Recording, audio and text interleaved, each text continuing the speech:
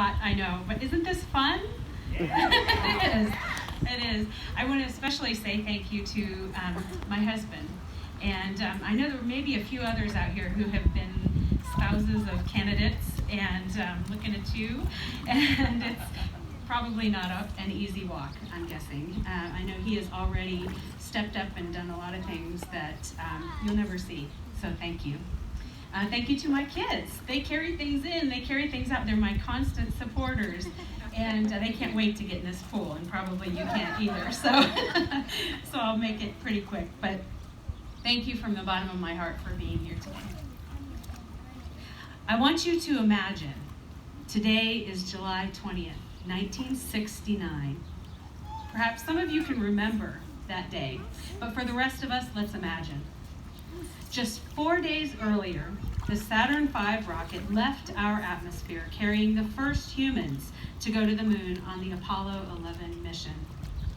Today, they will land nearly 240,000 miles away. There's an excitement and a pride that will fill the whole nation for what is about to happen.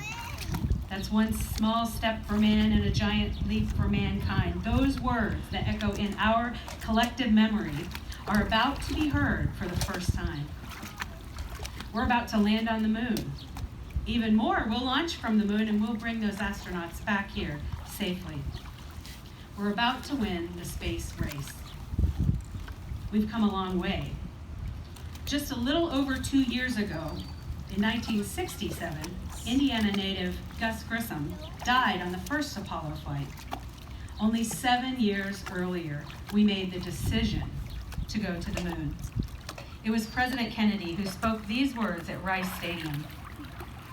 We choose to go to the moon. We choose to go to the moon in this decade and the other things, not because they are easy, but because they are hard. Because that goal will serve to organize and measure our best of our energies and skills. Because that challenge is one that we are willing to accept, one we are unwilling to postpone, and one we intend to win. Did you hear that? We choose. Let's put that in perspective.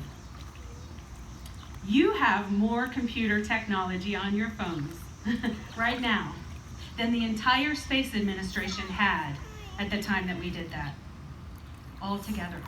They did it on 64 kilobytes of RAM.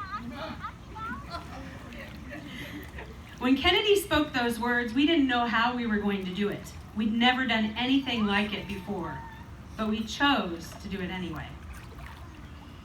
Today, we face the greatest challenge that humanity has ever seen.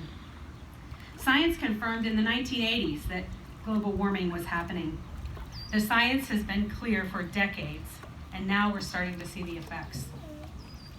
It began at the turn of the century in the Industrial Revolution when we started burning fossil fuels.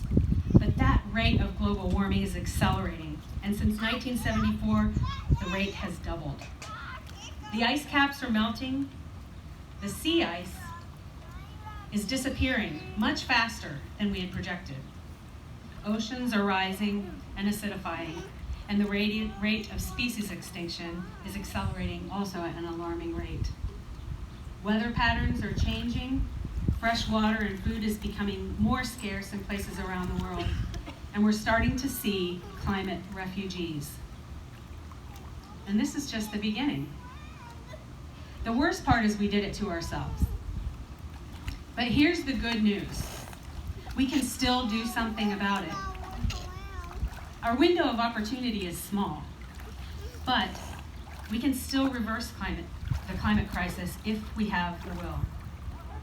This will require us to transform our infrastructure and economy away from fossil fuels quickly. This will require new technology, upgrading infrastructure, and learning new skills.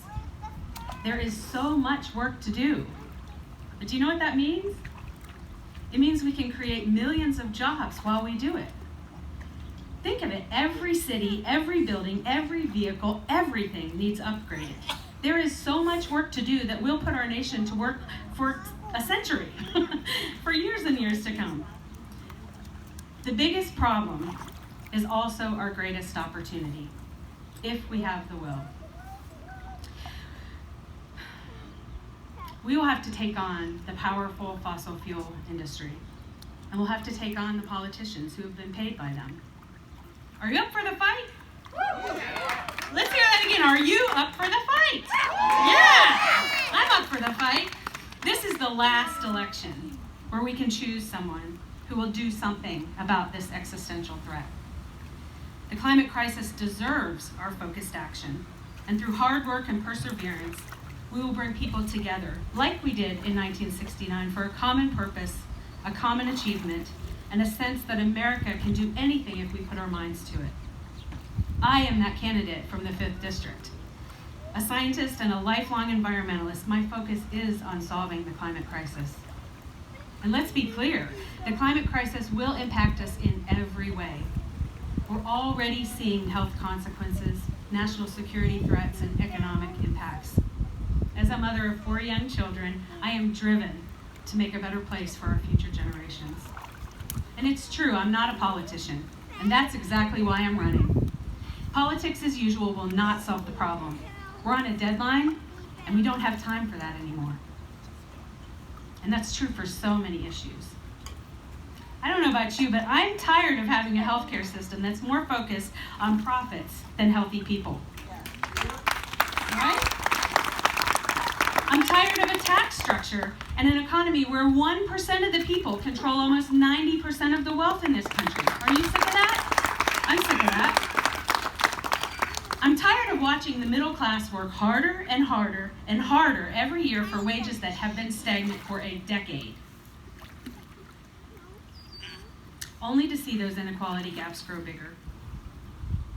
I'm tired of seeing students burdened with enormous debt while Wall Street enjoys enormous record profits, right? Do you remember how we bailed them out a few years ago? I remember that. I'm really tired of watching an administration use hate speech to divide us while cozying up to dictators and weakening relationships with our allies. I'm sick of politicians thinking that they have some control over my body, or who you love, or who I love, or who we marry, or who we marry, right? And I am absolutely sickened by the humanitarian crisis that is happening at our border. It's cruel. So we've relied on politics as usual to address these problems, to stand up for American values, and to put people over politics. And we've been let down. And I say, enough is enough. What do you say? Enough, right? We can defeat hatred. We can defeat greed. We can defeat inequality. We can make this country and our government work for us, the people. We can solve our greatest challenges. We can defeat climate change if we have the will. This campaign is about change. It's not about abstract change, but real, lasting, measurable change that happens when we come together and work hard, focusing on what really matters. This campaign is about us and giving power back to people. It took 7 years to make, from the decision, to put our first footprint on the moon. Where we are 7 years from now will depend on the decisions we make today.